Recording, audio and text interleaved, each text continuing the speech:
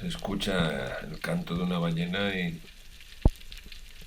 bueno, me tranquiliza bastante.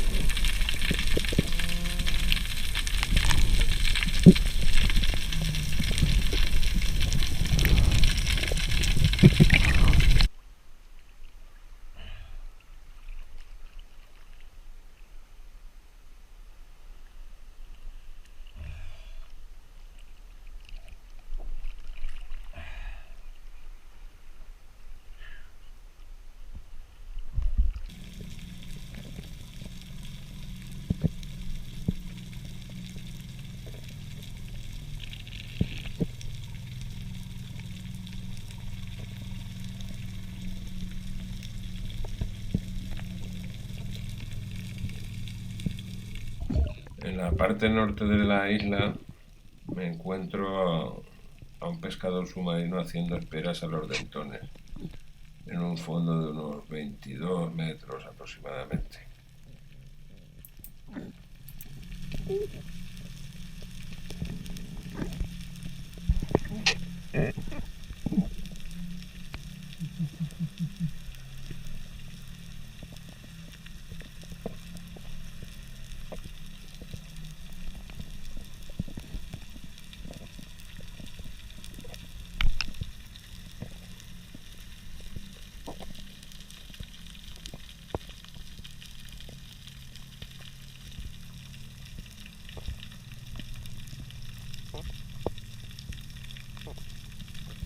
Bueno, un día divertido, con aguas limpias, aunque sin pescado, pero muy bien.